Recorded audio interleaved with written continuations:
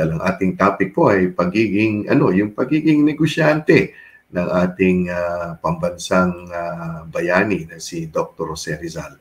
Na siya pala ay pumasok din sa negosyo nung siya ay na-exile sa Dapitan sa Zamboanga del Norte. At maswerte po tayo sa gabing ito na makakasama po tayo dito sa ating panayam, sa ating chikahan. Siya po ang presidente ng Order of the Knights of Rizal ng Auckland chapter. Is also a businessman, a poet, no? Ang galing nitong magsulat ng poetry. At walang iba kundi ang ating kaibigan, ang ating kasamang si Roy Bukiron. At ipasok po natin si Roy. Roy, magandang gabi. How are you, Roy? Hi, magandang gabi, Derek, saka sa ating mga kaibigan na nakikinig, nanonood. At it's nice to see na medyo yung bookshelf ay medyo medyo ayos-ayos na lang konti.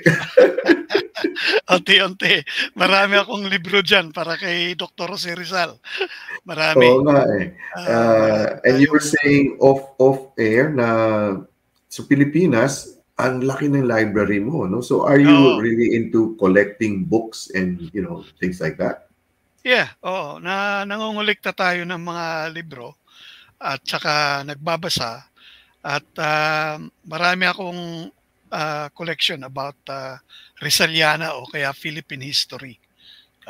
Yes. Oo. Just to put into context, Roy, itong sa ating pag-uusapan, taga saan ka sa Pilipinas? Tubong Bicol. Ang iyong roots? Tubong Bicol, from Iriga City, the city of superstar Nora Honor. sa Iriga ka ba? Kasi many years ago, nung ako I was directing a show called Student Canteen at ang aming host was si Eddie Ilarde, tubong taga-Iriga siya, di ba? Yes. So, fiesta yun ng, alam ko, February 11 yata ang fiesta sa Iriga. Correct. Oo, no? So, lumipad kami. Sabi niya, direct punta tayo kasi co-cover natin. Ganun. So, we flew to Legazpi yata, tapos nag-travel kami by van to Iriga, no? At napakaganda ng city mo. Nakita ko yung bahay niya, no? Sabi niya, tapos umupo kaming gano'n. Sabi niya, dyan ako tumitingin sa, yung bundok? Ano yung Mount, Mount Iriga, Mount Asobo. Iriga, oo. Iriga, oo. Sabi niya, dyan ako tumitingin. Yung so, taga-roon ka pala. Wow. Yung festival na sinasabi mo, yung tinatawag na Tinagba. Yung Tinagba. Yes, correct. Oo. Okay. Ang pasimuno nun, ang organizer, si Attorney Jose Reyes. Attorney si Reyes, abogado, Ateneo de Manila, at graduate din ng New York State University, at nagsulat siya ng aklat. Ang sinulat na aklat niya ay Maharlika. At mayroon akong aklat na yan. Yan. Nung bata pa ako, kaibigan kasi yan ng parents ko. So, napangako ni Attorney Reyes na imbitahin ako at saka yung mother ko. Sabi niya, Attorney, itong anak ko mahilig sa history. Ang daming tinatanong sa akin. So, sabi niya, may private siya, collection. Mga historical bits and pieces, tapos may maganda siyang library. Scholar 'yon. Si Attorney Jose Reyes. Sumalangit nawa ang kanyang kaluluwa. So I met him when I was very young, and that inspired me. Isa 'yon sa mga, alam mo, mga taong namimit mo na inspire ka na ko. Ang dami ko palang di alam. Kailangan ko mag-aral. So 'yun. Na-meet ko yun, and you saw yung result ng kanyang Tinagba. Which is offering to Our Lady of Lourdes. Kasi may grotto siya doon na tinayo sa lupa niya. At dinudumog ng mga turista yan ngayon. Umakyat kami doon, Roy. Tapos yung guide, nagkwento sa amin kung paano nakita yung baby Jesus ba yun, ng mga Aita, yung mga gano'n, overlooking the city, and it was a beautiful experience na ano. Tsaka yung ano, yung fiesta is may street ano, yung parang street dancing na ano, Yeah, yeah. yung Parang ati-atihan. ati-atihan. Parang Oo, gano'n, oo. bawat mga, organization, schools Mm. nagpa-participate, tapos may parade 'yan. So, Oo. when I was in high school, corps commander ako nung school ko. So, I'm the one Oo. on the Ay, front, yung ano 'pag military, oo, nagpaparada, military. oo. Tapos, yung Mount Asog o Mount Sumagang o Mount Iriga, Mm. dependent kung saan mo mababasa 'yan, nakarating ako Oo. doon. I was a mountaineer. Yung aking mga Ah. kaibigan, yung Integrated Mountaineering Society, pumunta kami sa Tuktok. I've been there twice. And I will tell Oh. you the link to Dr. Jose Rizal in a minute. Oh, So, yeah, okay. yung Mount Sumagang, o Mount Hmm. Asok, umakyat kami ron. And that was the first time that nakita ko, ang liit lang pala ng bayan namin. Talagang the 'Pag first nasa one. taas ka, oo. Oo, Mm. nag-expand yung consciousness mo and understanding na akala mo yun na yun, yun pala. So, Mm. kasi batang-bata pa ako no'n. But Hmm. unknown to a lot of people, a guy by the name of Dr. Fyodor Jagor is a Mhm. German naturalist, traveler, and author. Hmm. And in 1860s, kakapanak kapanak kakapanganak lang ni Dr. Jose Rizal on 1861. Mm. Pinublish yung libro niya in German. Mhm. Mhm. Ang, title ng libro niya, Travels in the Philippines.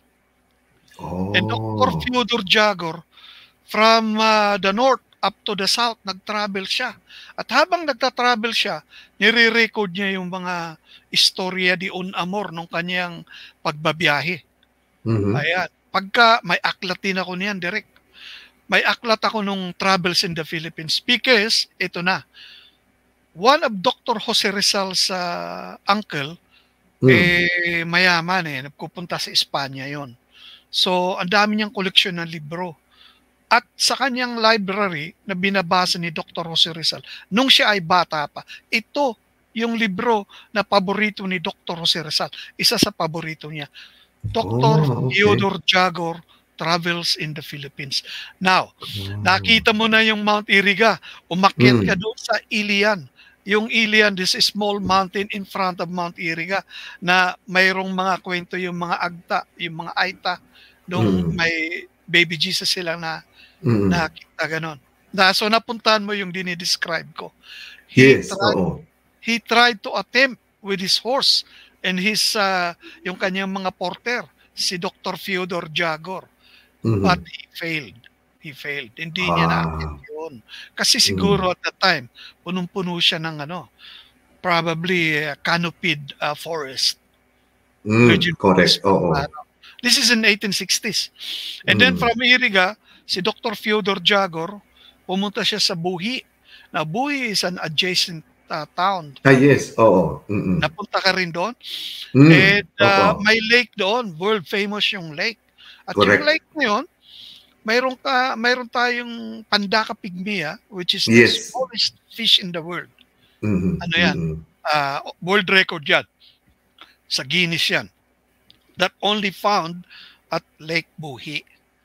At iyon, Hmm. pinuntahan din ni Dr. Fyodor Jagor yun at tiningnan niya kasi nagkokolekta siya ng mga flora and fauna Mm. at dinadala niya pabalik sa Germany. So, Mhm. na-intrigue masyado si Dr. Jose Rizal nung bata siya. And i-fast forward natin for the topic for tonight, si Mhm. Dr. Jose Rizal na-exile siya sa Dapitan. Hmm, Ayan, hmm. nakita ko. I Oo, haven't been to Dapitan, but ikaw nakapunta ka na ron. oo. Pero bago natin pag-usapan sa Dapitan, so yung mga ginawa ni Dr. Jagor, so naging mga libro, so nagkaroon ng kopya si Gat Jose Rizal noon. Am Through I his correct? uncle. Through Oo, his through his uncle, uncle, oo. oo. So yun ang connection Ayun, talaga na ano. yeah. So And that inspired him to travel. Alam mo, mm, biyahero ang ating national hero. oo, oo, Kasi oo. bata pa siya, nagbabasa na siya ng travels in the Philippines. Mhm, Mga mm, travel books na babasa niya na. And then mm, ririnig niya yung mga kwento ng kapatid ng kanyang nanay na si Doña Teodora, yung kapatid niya.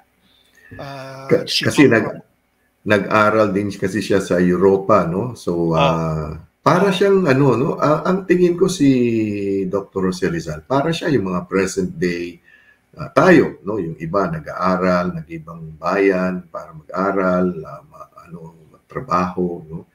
Isa siya sa mga OFW. Ano to, yung overseas Filipino winners, no? Hindi tayo workers eh. We are overseas Filipino winners. Kasi wini-win natin yung kung saan man tayo, no? But then that will be another topic siguro, Roy. Magandang topic. So, gusto ko yung yung tungkol kay Jose Rizal kasi may kwento ko lang sa iyo, no? At sa ating mga tagapanood, tagapakinig. Kasi ako taga Zamboanga ako, no? So, Boy Scout kasi ako eh. Elementary, so mga late 1960s na yun eh. 68, 69 siguro. So, ang pinakamataas na rango sa Boy Scout is the Rizal Scout, no? So, Rizal, si Rizal, no? Ang second doon is Maginoo. So, kami, grade 6 yata ako noon. So, December, after Christmas, pumunta kami sa Dapitan.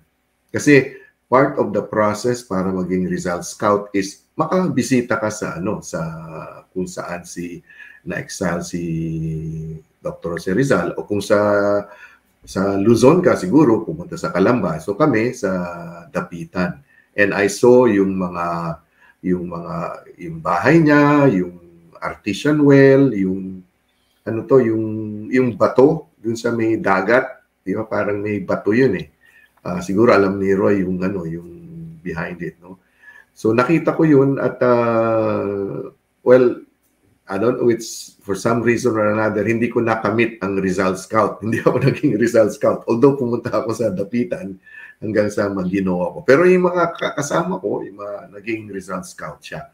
So, just to put into context, si Jose Rizal ay, ano ba ang term exile sa Tagalog? Hindi ko in-exile siya. Parang tinapon siya.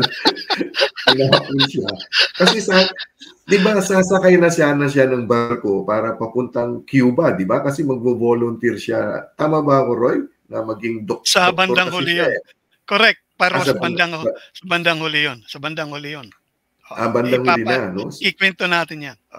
Oo. So, nasa napadpad na siya sa Dapitan. At nung nasa Dapitan na, nagagamot pa rin siya, no? Kasi dami niyang nagawa. Very productive yung 4 years na yun. 4 years, 13 days, and a few hours. Yung total exile niya. So, isa sa mga nagawa niya is naging negosyante pala si Rizal. No? Yun ang di alam ng marami na ating kababayan. Pero kung if you don't mind, Direk, bibigyan lang natin ang ating mga tagapakinig ng backdrop. Yung backdrop kung ano yung so the backdrop of which si Dr. Jose Rizal galing sa Hong Kong, and before that galing siya sa Europa at sinasabi ng kanyang pamilya at saka mga kaibigan, wag kang umuwi doon kasi papasok ka sa bitag, papasok ka sa trap. Matigas ang ulo ni Dr. Rizal kasi sa tingin niya wala naman siyang ginawang pagkakamali. Pero umuwi siya. Ito yung mga early July ng 1892. So, busy siya. Pagdating niya antimano sa bahay ni Mr. Onghongko, Ramon Onghongko sa Ascaraga. Yung Claro M. Recto ngayon. Na imbitahan siya. Tinatag niya kaagad yung La Liga Pilipina. The League of the Filipino people. So, sinulat niya yung tinatawag na yung mga aspirations, aims and aspirations ng parang constitution and bylaws, gano'n. So, naitayo niya yung La Liga Pilipina with the aim na yun nga, yung magkaisa, yung mga Pilipino at i-educate yung mga Pilipino, ganyan. But bearing in mind that Dr. Jose Rizal is a Freemason, Mason yan, Mason, and as a Freemason, he was an ilustrado. Ay, yung mga ilustrado, yung mga nakapag-aral, mga Pilipino Mm. na may kaya nung araw na nag-aaral sa mga ibang bansa. Yung mga kababayan natin na ng ibang bansa doon nag-aaral, yun, may kaya yun. Kasi si Dr. Jose Rizal is Mm. comparable to a modern day jet setter. Mm. Ayan, Mm. lipad-lipad, wala pang eroplano nung araw. At Mm. kaka-publish niya lang yung kanyang El Filibusterismo. Yun. So, after siyang dumating, busy siya, tinatag niya yung ayun, inaresto siya. First Ngayon thing, hinahanap nga siya 'no? Oo nga, oo, oo. around 17 of July 1892, pinatawag siya ng interview nung Governor General. Nung Mm. araw, Governor General sa Malacanang nakatira. So, pumunta naman Mm. siya. Wala naman siyang dapat ikatakot, gano'n. So, yun, mga tinanong siya kung ano yung mga ginagawa niya, gano'n. So, at alam na nung mga Kastila kung gaano katalino yung tao. So, ang Mm. ginawa, after that is, not far away from that, inaresto siya ng mga Kastila. At isa sa mga Nung time na yon, just after after the nung interview, sa Malacanang, oh, inaresto was siya. arrested, Oh. and there were accusation. Isa nga yun na siya ang isa sa promotor o organizer ng paghihimagsik laban sa mga Kastila. So At para siyang aktivista, parang parang aktivista parang siya, gano'n, gano'n. oo, Oo, oo. oo. Tapos, ang isang akusasyon kasi yung El Filibusterismo, dinedicate niya sa Gumbursa. Yung sa Tatlong Ayun, Pare, oo. tatlong pare nung 1872, kinarote yon direct. Oo, So, oo. kasi and I think isa doon sa pare, mag-anak nila. But anyway, Hmm. si Pasiano Rizal, malaki kasi ang agwat ni Dr. Jose tsaka ni Pasiano. Si kuya, Parang yung kuya niya, kuya niya, mm. alam niya na yung mga nangyari. So, naririnig sa mga kuya niya yung mga nangyari. Yun ang nagpa-finance sa kanya, yun ang nagtatanggol sa kanya. Oo, Kasi si oo, Pepe, mm. si Lolo Pepe, Lolo Jose, bata pa eh. Mm. So, mas alam nung matanda na kapatid yung mga istorya. So, Mm. dinedicate niya yun sa Gumborsa. So, yun, galit na galit yung mga pari sa kanya. Ngayon, may cunning plan yung mga pare. Mm. Okay. So, after siyang maarestuhin, pinadala siya ngayon sa dapitan. Hmm. Doon Bakit siya kaya sa tinapon. dapitan? Bakit kaya dun, Roy? Ba't kaya That's dun siguro? a very good question. Oo. Una, yung lugar malayo sa Mm. impluwensya kasi Mm. Manila yung sentro. Ang gusto Mm. ng mga Kastila, kasi siya yung utak siya yung brain Mm. Ayaw Mm. masyado na makalapit dun sa mga utak dahil alam na ng mga Hmm. alam na ng mga Kastila yung the cry of Balintawak. Ayun, Mm. inulit Correct, yung oo. mga sidula. Mm. Ayun, mainit na yun talagang umiinit na yung nagigising na yung mga Pilipino. Mm. Parang gusto nila itapon sa malayo at nakita nila, Hmm. ito sa Mindanao, okey naman 'to, peaceful Mm. gano'n. Mm. Gwardyado pa siya. Mhm. Mayroon siyang Guardia Sibil na gwardyado. Eto na, nung papunta na siya, dumating siya mga 7:00 ng gabi, madilim, dapitan. Sabi niya, "Ang lungkot naman dito," sabi ni Dr. Jose. So na-meet Mm. niya si Father Obach o Obac. Si Father Obac yung parish priest nung Yung nung dapitan. dapitan. Tapos si Carnicero, yung Guardia Sibil na tenyente na Mm. yung officer in guard. So Mm. pinamili siya. Saan ka pwedeng tumuloy?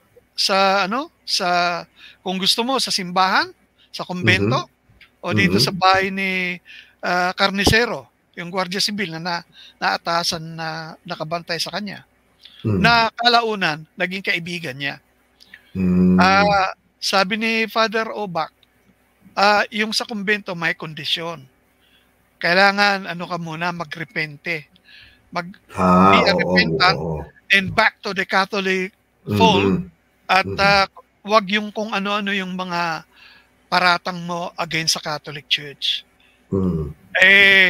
Intelihente si Dr. Jose Rizal. In fact, my thinking is very much akin to what he thinks. Nakikita mo yung mga ibang tao, parang nagiging slave sila ng mga thinking. Ako, kahit sino yung nagsasalita, riniribis ako muna. Ganun din si Dr. Jose Rizal. Tayo, kasi modern na tayo, social media, nakapag-aral tayo. Pero nung araw, hindi gaano mga tao sumusunod lang kung ano sasabihin ng mga tao. Correct. O ng simbahan.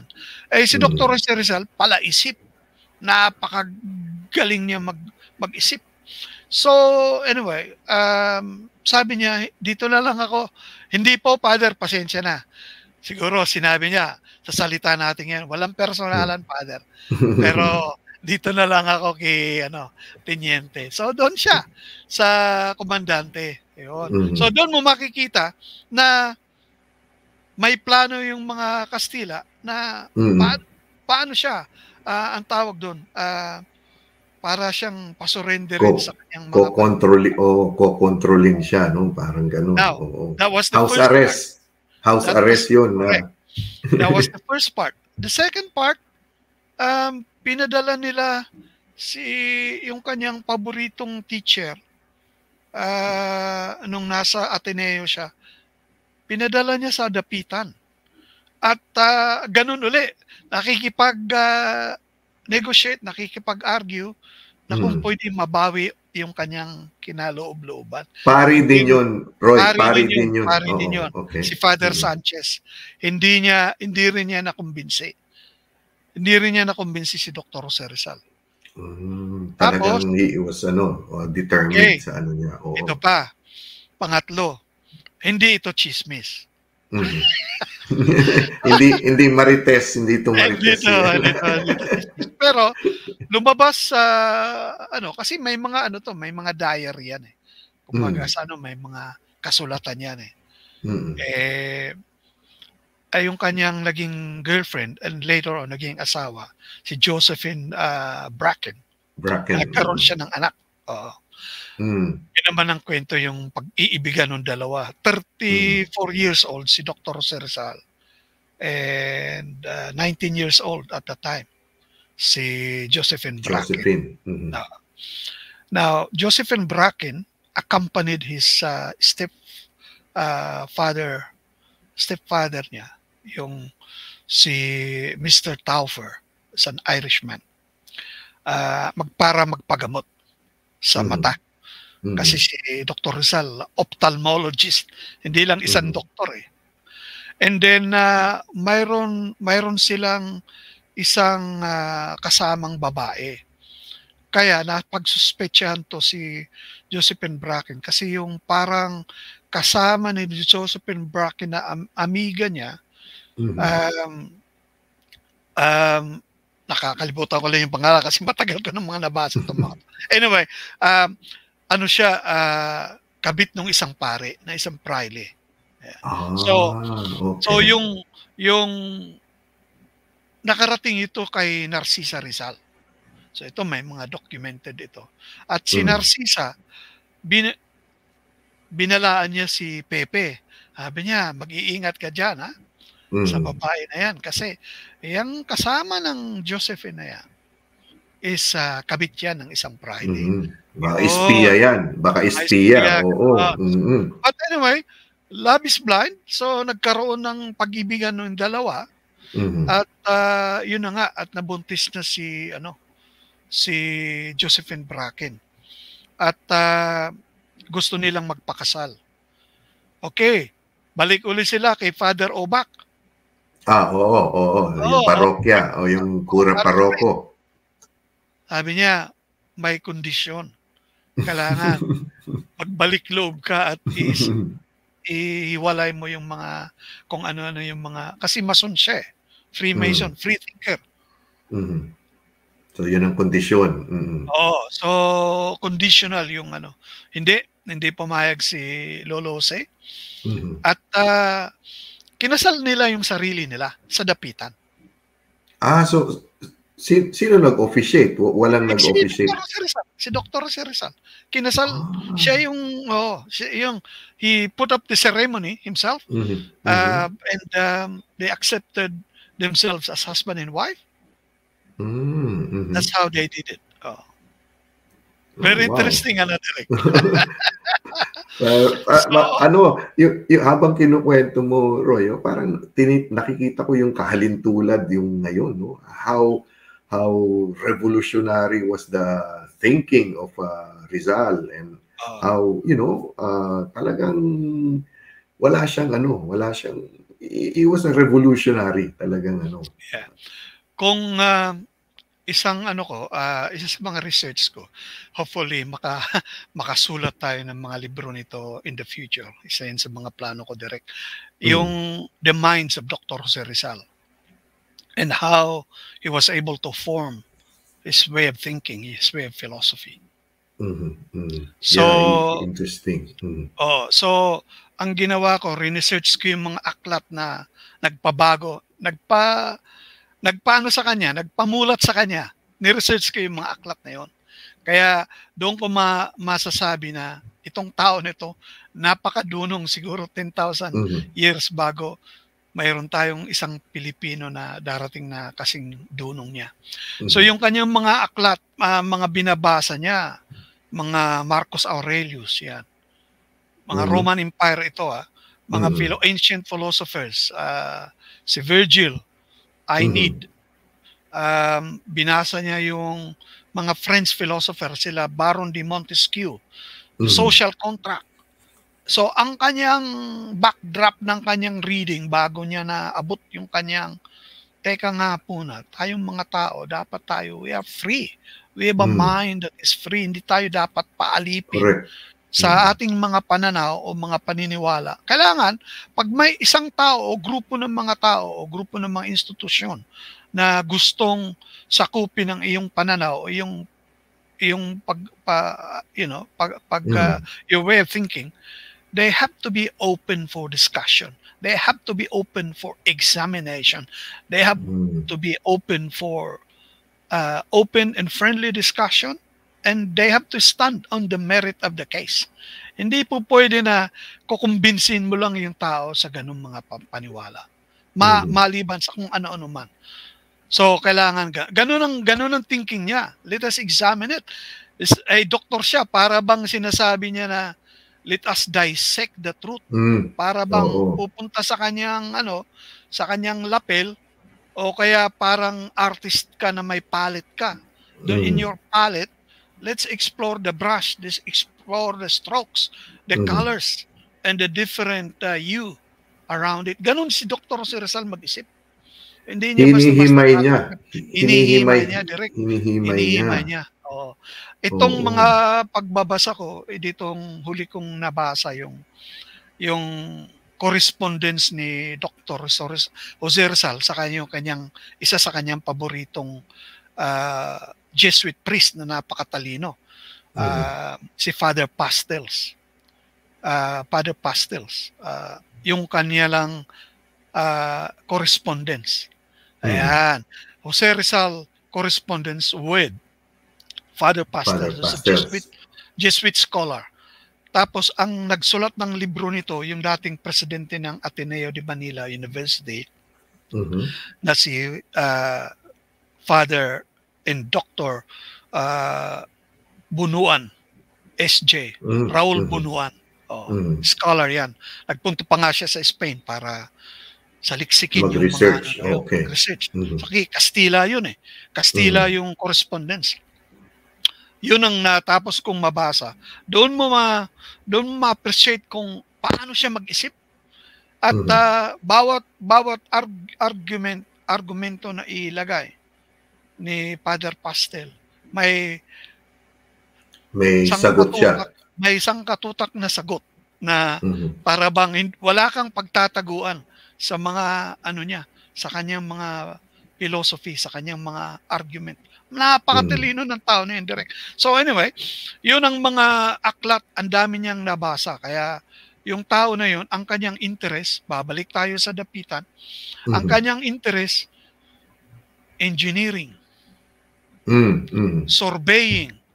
Nag-aral siya ng agrimensor. So he was ngayon ang tawag nila doon quantity surveyor, which is a part of engineering. Nag-aral siya ng agrimensor. And then he was also very interested in collecting mga specimen katulad nung Draco Rizali. Ano yun? Parang butike. Pinangalan sa kanya, tatlong different, yung isa sa Lagubang, pinangalan sa kanya. So yung sample na yun, direct, pinapadala niya sa mga kaibigan niya, katulad ni Dr. Ferdinand Blumentritt. Katulad nung ibang mga presidente ng mga pamosong historical and ethnographic society sa Europe. Yun ang kanyang mga kalibel. Pinapadala niya yung mga sample na yun. At hindi siya humingi ng bayad. Alam mo, hiningi niyang kapalit kasi ang dami niyang pinadala. Alam mo, hiningi ng kapalit direct. Mga aklat. Okay. Ang titindi ng mga aklat na pinadala ng mga European libraries, cultural societies. Ayun, sa Dapitan. So, pagdating niya sa Dapitan, babalik tayo doon at naging kaibigan niya si Carnicero, yung kanyang Guardia Civil na kaibigan, saka yung isang assistant ni Carnicero. Tumaya sila ng lottery. Nag-share sila. One third. Share. Panalo. So, yung panalo, 18,000 pesos. Nako, napakalaki na pera yun nung araw. This is 1892. So, ngayon, ang share ni Dr. Jose Rizal, 6,000 pesos. Kasi divided by 3. Okay, oo. Karoon siya ng puhunan. So, ang unang ginawa niya, bumili kagad siya ng lupa. 16 hectares. Tapos, dinagdagan niya yung investment niya. Ito na, Rizal as a businessman. Naging siya, investor sa lupa. The second parcel na lupa, binili niya is around 70 hectares. So, malaki. Ang ginawa niya, pinagtataniman niya yun. May mga katuwang siya. Yung rinali niya kasi yung mga tao doon. He rallied all the people. Tapos nagturo siya. Nanggagamot siya. Hindi siya nanghihingi na bayad. Ako, napaka-donong na tao na wala naman siya kapera-pera. Prisoner siya ng Spanish government. Nagdo-donate pa siya ng kanyang oras at time sa kawang gawa. So, yung mga estudyante niya, tinuruan niya ng magaganda. May gymnastics, may history, may arithmetic. Fencing, di ba? Yung fencing, ano siya? Kasi magaling. Master fencer si Dr. Jose Rizal. So, ang dami niyang tinuro sa mga estudyante. So, nag-create siya ng school at lumaki yung kanyang mga estudyante. Una, 6, naging 20. And then, tinuruan niya yon. At yung kanyang pamosong estudyante, si Jose Asiniero. Yung kanyang pamosong estudyante doon. Yung kanyang apo, si George Asiniero, na-meet ko sa ganitong forum. Ito yung sinasabi mo sa akin na yung apo. At mga naging governor sila, yung tatay ni George, mga naging political people. Pero matatalino sila. May mga PhD dito, UP graduate, tapos na-assign sa United Nations and all that. So yun yung mga apo nung pamosong pupil ni Dr. Jose Rizal na si Jose Asiniero. Yan. So ano pang ginawa ni Dr. Jose Rizal yun? Ito na, nag-invest siya sa mga pagtatanim.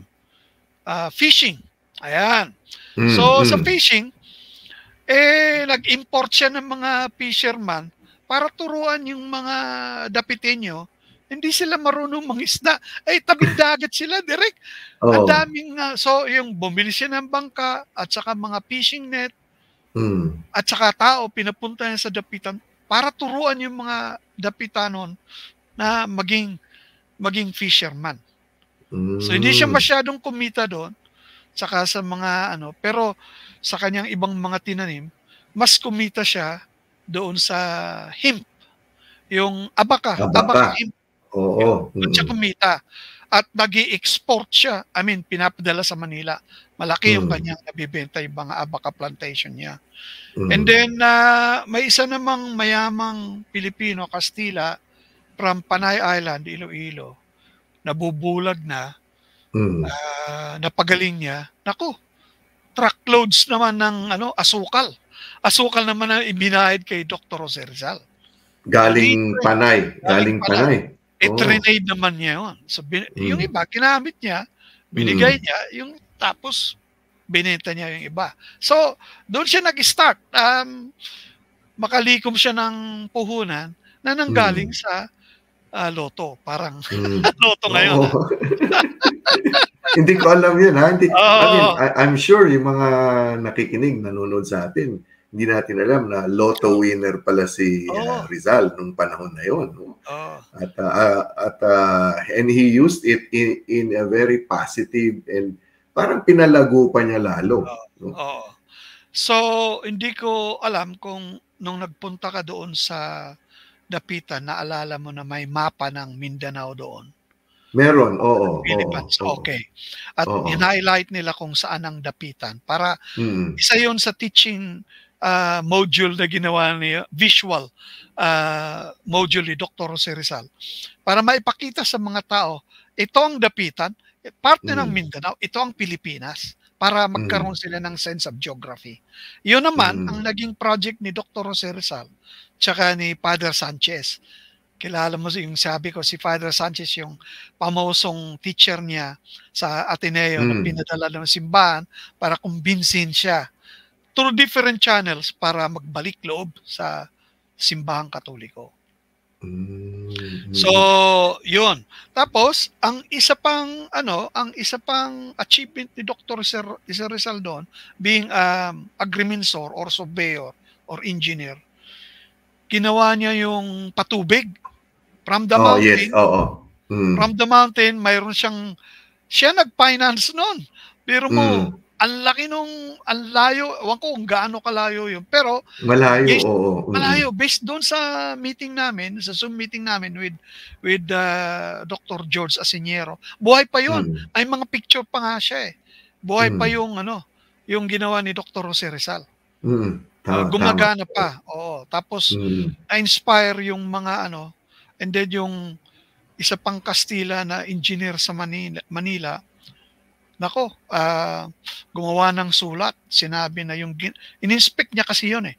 Yung ginawa ni Dr. Jose Rizal ay hindi mapapantayan yung kanyang utak saka practical application ng kanyang project ng water system sa Dapitan. Existing pa yun hanggang ngayon. Oo. Kasi ang kung saan yung parang lugar ni Jose Rizal is nasa bayan, no, nasa baybay dagat. Tapos may pataas na bundok yun eh. Doon sa taas, merong parang Spanish garrison, may fort noon eh. Doon sa sa taas ng Pero hindi pala siya nagstay doon, doon siya sa baba. So I suppose yung tubig galing sa taas, yun ang yung potable water, no? Drinking tsaka pang rin sa mga halaman. So nagagamit nila kasi alam ni Dr. Jose Rizal na pag walang clean water that is a problem for dysentery at kung ano-ano sakit na iniiwasan niya. Alam mo, Roy, habang kinukwento mo yun, na-imagine ko, kasi kahit pa paano nakapunta ako sa Dapitan, pero na-imagine ko, kaya nga tinanong ko bakit sa Dapitan, bakit kaya hindi na lang sa Zamboanga sa amin? Kasi doon may malaking kampo yun.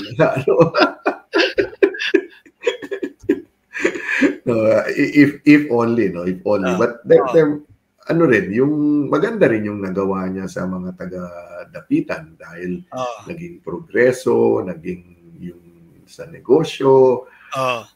So, umunlad. So, 4 years siya doon, Roy. Paano siya binalik sa, anong kwento doon na natapos na yung kanyang exile? Kailangan na niyang bumalik sa Manila or paano, Roy? So, ganito. Before that, ito na, backdrop. Sa Manila, umiinit na yung KKK, yung Katipunan. Oo. Katipunan. So, si Andres Bonifacio, ang ating, I consider him ang unang pangulo natin. Ako rin. Maraming debate yan, pero siyang kinoconsider kong unang natin pangulo. But anyway, pinili niya si Dr. Pio Valenzuela doktor din at kaibigan ni Dr. Jose Rizal bilang para bang tulay ng Katipunan. Pinadala ni Andres Bonifacio si Dr. Pio Valenzuela doon sa Dapitan. At sinabi niya yung plano ng mga Katipunero. At nung nilaad nila yung plano, sabi ni Dr. Jose Rizal, matalino talaga siya. Sabi niya, hindi pa panahon. Wala tayong armas, wala tayong pera, kulang tayo sa financial. Parang logistics. Wala kang logistics. Tapos ito pang tanong ni Dr. Rizal.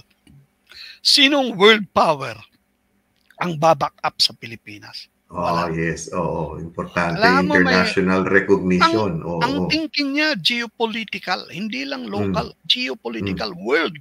So, ibig sabihin, kung ikaw ay peon or pawn, nilalabanan ka ng hari, kailangan may hari din na backer mo, parang backup mo. Oo. So, anyway, tapos isa pang mensahe ni Dr. Pio Valenzuela ang Katipunan. Sabi niya, iaalpas ka namin. We will save you. Sabi niya, no, I don't agree with that, sabi ni Dr. Jose Rizal. Antimano. Sabi niya, may isa akong salita at naipangako ko sa Governor General na kung ano man yung niya, oras niya sa haharapin niya. Kung ano man yung mga batikos o paratang sa kanya, haharapin niya.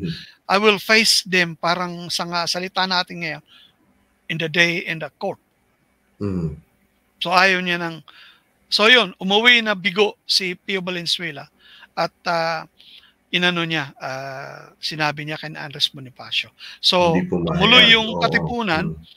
Ito naman si Dr. Jose Rizal, another backdrop. Sinulatan niya yung Governor General, si Blanco at the time. Sabi niya, upon the instigation and suggestion of his friend, Dr. Ferdinand Blumentritt, kasi panayang sulatan nila eh.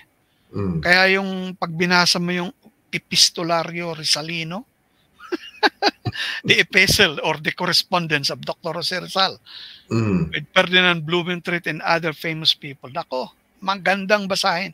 Anyway, the suggestion was for him, sabi niya, mag-volunteer ka sa Cuba kasi itong Amerikano tsaka itong Kastila nag-aaway.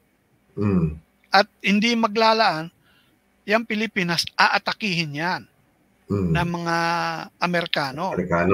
So mag-volunteer ka doon. So nag-volunteer si Dr. Jose Rizal, kaso hindi sumasagot itong Governor General. Nung sumagot, ayun, pinapunta siya sa Maynila. Yun na yung pag-alis niya sa Dapitan. After 4 years and 13 days, pinabalik siya sa Manila. Yung kanyang thinking is pupunta siya ngayon sa Cuba. Kasi nag-volunteer siya. So yun ang sabi ko sa iyo earlier. Sabi ko hindi pa direct. Sa later on. Later pa pala. Hindi dun sa first part ng exile niya, but it was later part of his exile. Ayun. So when he was sent to Manila at the pretext na siya ay papupuntahin sa Cuba. Ayun pala, may kaso na siya. Tutuluyan na siya. Arestuhin na siya pagdating. Ayun. So nadala siya sa Port Santiago.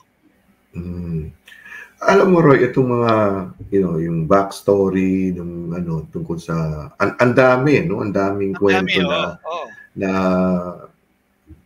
di ba tayo sa Pilipinas, I don't know, nung panahon ko may required kasi ang Rizal course, no? Para bago ka gumraduate sa kolehiyo, sa universidad, required ang Rizal course. I don't know ngayon kung palagay ko required pa rin siguro, no?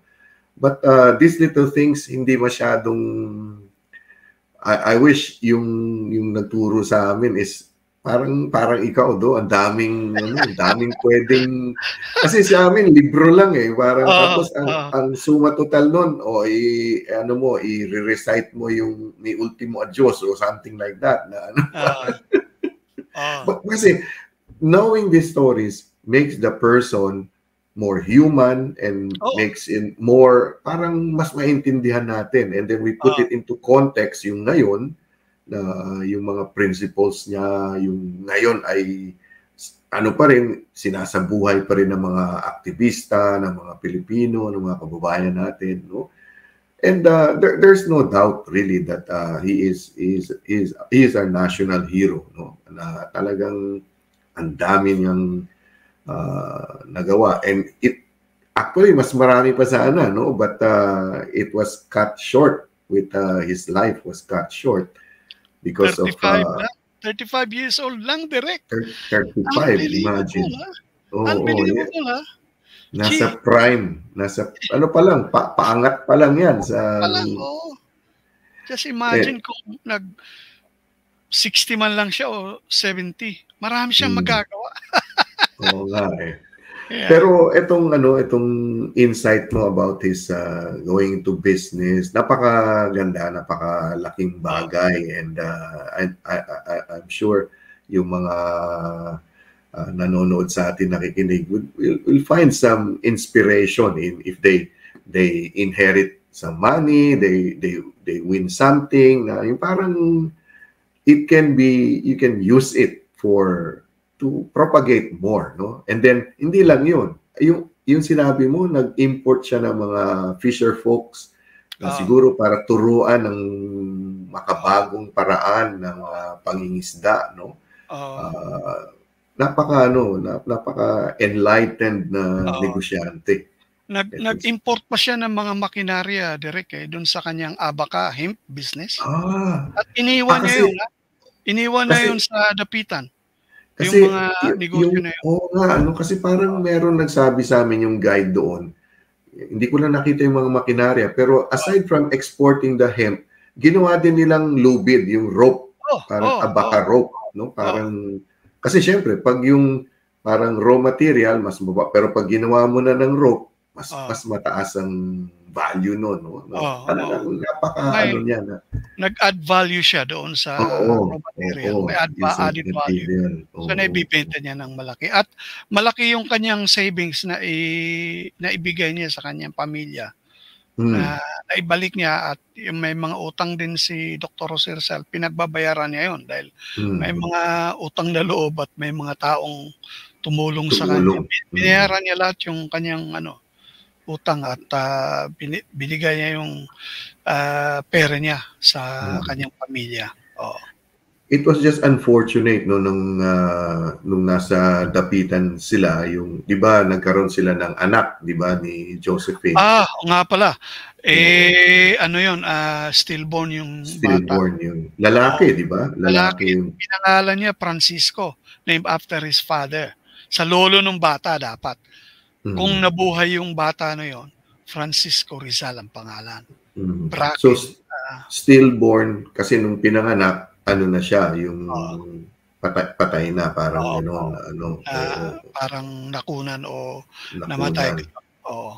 Kaya yun ang malungkot na part ng pagsasama nila ni Josephine Bracken. So yun, siguro sa ibang pagkakataon, Roy, ay yung ibang kabanata naman, no? Siguro yung nandun na siya bumalik na sa Manila, nasa Fort Santiago na, at ang dami pang kwento doon, at ang dami pang inspirasyon na makukuha doon sa mga sa the last few days of Rizal, even ni Ultimo Adios, My Last Farewell, di ba? Talagang kung hihimayin mo yun, nako. Napakaganda nung tula na yun. Parang iiyak ka pag talagang tinaimtim mo yung meaning na yun, at kung ano yung pag-surrender niya sa yung sarili niyang kapakanan, yung sarili niyang, pwede naman siya na, okay, mag-doktor na lang ako. I can rake money overseas and all that, pero hindi niya ginawa yun. Kaya yung isang magandang topic na gustong-gusto ng mga brother na at saka mga kaibigan namin, yung kanyang mga girlfriends ni Dr. Rizal. Yung mga chicks ni Rizal. Ang dami nun, ang dami. Pero sa dami na yon, ang parang isa-isa yon na na-meet niya yung mga tao na yun, pero yung kanyang pag-ibig sa tinubuang lupa ay mas malawak ang pagmamahal niya. Na overshadow ba yung mga pag-ibig niya sa mga girlfriends niya. Tsaka yung girlfriends niya, hindi sabay-sabay, di ba? Yung parang, di ba, hindi siya two-timer ba tawag noon, Roy, na ano, parang sabay-sabay. Hindi siya namamangka sa dalawang ilog. Tinatapos muna bago, kasi lilipat na siya ng ibang lugar kaya ganun Alam mo, ang isa pang na-intriga ako kay Gat Jose Rizal, kasi a couple of years ago, before the pandemic yata yun nagkaroon dito ng Van Gogh exhibit, di ba? Yeah, I was there. Pinanood namin So, pinanood. Tapos, na-intriga ako. So, nag-research ako. Tapos, parang hinahanap ko yung kung nagtugma sila. Kasi it was around that time, nandun si Van Gogh sa France, and then nandun din si Jose Rizal. And I was toying with a film, and sabi ko, o libro na parang, kasi mahilig ako sa what if Yun nga, what if Rizal was in Zamboanga? What if nagtagpo sila kahit sandali lang, no? Parang, ang ganda. And Rizal was a pacifist. Tama ba ako, Roy? Hindi siya, yung bayan, but he didn't want parang violence or revolution for revolution itself. No? Parang kailangan handa tayo. Kailangan hindi bara-bara. Hindi bara-bara yung sa kanya, direct, si Gat Jose Rizal, more on the revolution of the mind. More on spiritual revolution. Kasi yung katawan o yung physical revolution, hindi pa handa yan Yun during that time. Kaya more on, kailangan ipaghandaan muna ng yung mga thinking ng mga tao para education. Ayan, nasa field of education. That's why I love to I love to talk when I used to be invited sa mga Kiwanis o yung mga Lions o kaya itong mga Rotary, and then because we love to educate people yan sa iba-ibang mga pananaw yan. So si Dr. Jose Rizal, yung kanyang way of thinking is more yung kumbaga sa disamulado Nakapag-aral kasi yung tao. Ayaw niya ng bara-bara, yung katulad ng nabanggit mo kanina. Ayaw niya ng bara-bara. Darating yung panahon na maghahanda tayo. Kaya minsan, naiinis ako pagka kinukutya ang ating mga kababayan ng ating Pilipinas. Bansang Amerika, nauna naman sila. 1776 tayo. They're like more than 150, 200 years ahead. May head start sila sa atin. So, come on guys, give us a break. Ganun lang yun So, but we are catching up. Yeah, we're catching up. Yeah. Now, Roy, bago tayo, malapit tayo magtapos, but I'd like to know about your involvement, no? At siguro a little bit of a background nitong Order of the Knights of Rizal, no? So, ano tong organization, and then your involvement, because I know you are the president of the Auckland chapter. There's only 2 chapters dito sa New Zealand, di ba? Wellington, tsaka Auckland lang. Yeah. And so, what is your involvement, and what is the order all about? So the Order of the Knights of Rizal was organized in 1911. Yung mga kabalyeros ni Rizal, because they have exhumed the body of Dr. Jose Rizal in Paco Cemetery in an unknown grave, and then they reburied him. So itong 1911, may mga taong nagsimula dyan, mga kabalyeros, Orden de Caballeros. And then later on, 1950s, ginawang batas ito sa Philippines, yung tinatawag na Republic Act 646. So RA yan, batas yan. So Republic Act 646, which states the promulgation and teachings of Dr. Jose Rizal, yung propagations ng kanyang mga teachings all over the world. At yung tuturuan natin yung mga youth, mga ganyan. So, very educational, civic, non-political, non-sectarian, para ituro yung kanyang mga, yung tawagin ko Rizalian ethos, yung kanyang philosophy. So, yun ang ginagawa ng Knights of Rizal. ano yan, group of men who believe in the teachings of Dr. Jose Rizal, who espouse the ideas of Dr. Jose Rizal, and share it to our not only kababayan but also other people. Kasi may mga intermarriage na tayo. Okay. So, mga bata na pinanganak na dito sa Australia or other countries. So, we are more than 25,000 strong yung tinatawag or around the world. So, mayroon sa US, Saudi Arabia, sa Europe, iba-ibang bansa sa Europe, and then Australia, of course, Hawaii. So, marami yan. And then, we are under the guidance and leadership of the IHQ, International Headquarters in Manila. So, ang mga naging ano diyan, mga ngayon si Sir Jerry Calderon ang aming Supreme Commander, pero dati mga famous not only lawyer but Chief Justice or Associate Justice of the Supreme Court ang mga nag-i-head nito. Kaya matindi. And then may mga pinapangaralan din itong mga famous people from around the world that knows Dr. Jose Rizal. And one of them was the late Dr. Henry Kissinger, yung dating State Secretary. Secretary of State. Yeah, is a brother knight of mine. And then, and then he was knighted. Of course, President Duterte and all other presidents. And then itong Prime Minister ngayon ng Malaysia. Okay. Actually, kinulong ito, pero bumalik siya. Anwar? Si Anwar ba yun? Anwar Ibrahim. Anwar brother Ibrahim. knight. Is a brother knight. Okay. So hindi lang pala Filipinos yung Pilipino. Okay.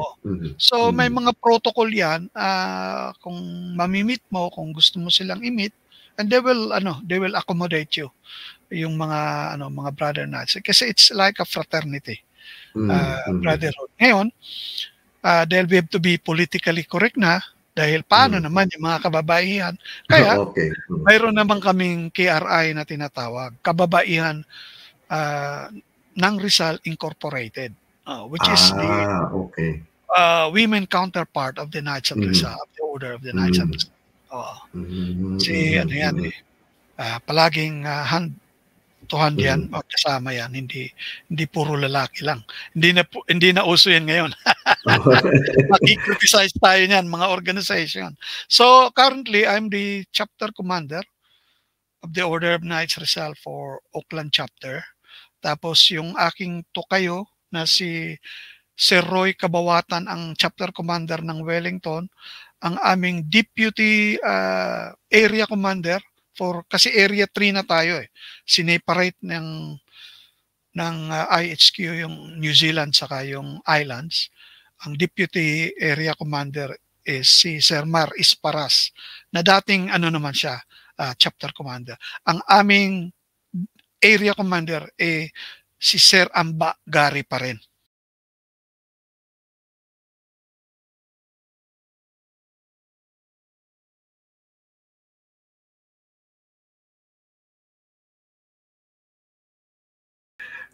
Kasi yung tinatanong kay Roy is about yung background about the Order of the Knights of Rizal, tapos meron na ring Rizal Ladies Incorporated, and then 25,000 strong all over the world, and then not just Filipinos, but there are non-Filipinos who are also joining, no?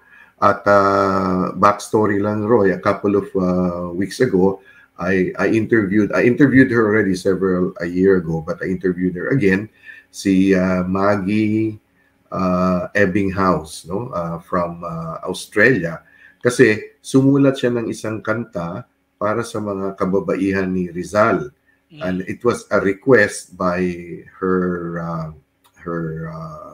cousin, I think, sa Canada, na one of the chapter presidents, and I think they are practicing it to be sung next year daw sa Manila. siguro ito na yung sinasabi mo na ano, International conference. Yeah. oo, and you might be there representing Auckland. We'll see. Oo. So, Roy, maraming salamat with all of these things that you've been sharing, and I'm sure we can have another session of conversation about this about our national hero. Ano ang iyong mensahe sa mga kabataan, sa mga kababayan natin, no? Those who don't know much about Rizal, or they know about Rizal, and how can it be, how can that knowing the lives and the ethos of Rizal enrich one's life, Roy? Maraming salamat, Direk. So, ang masasabi ko lang, gawin natin siyang para bang idolo, o pag-aralan natin ang kanyang buhay, ang kanyang mga sinaliksik na bagay, ang kanyang makaalaman, para magbigay sa atin ng inspirasyon at motibasyon kung ano man ang ating mapupulot sa kanyang buhay, bukod sa pagmamahal sa bayan, at sa ating pagtutugis ng ating mga aims and purposes in life. Kung mayroon tayong mga goals, minsan iniisip mo, paano kaya itong gagawin natin dito? So, minsan tinatanong ko, ano kaya ang gagawin ni Dr. Jose Rizal dito? Yeah. Kung si Dr. Jose Rizal nandito, at tatanungin ko siya, Lolo Jose, ano kaya ang magandang gawin natin para dito? Ayan. So, doon magkakaroon ka ng inspiration. Kaya sa nakikita mo, tuloy-tuloy pa rin ang pagsusulat ko sa mga tula na bukod sa pagpuri sa ating bayani o ating mga bayani, hindi lang si Dr. Jose Rizal, para magkaroon tayo ng inspirasyon sa ating mga kabataan at maging idolo yun at inspirasyon at motivation para angkinin natin yon. Let's bring that to our life, and then yun ang ating isawalat at sa ating i-share sa ating mga kaibigan, kababayan in a little way. Yun lang ang masasabi ko, Direk. Maraming salamat. Maraming salamat, Roy.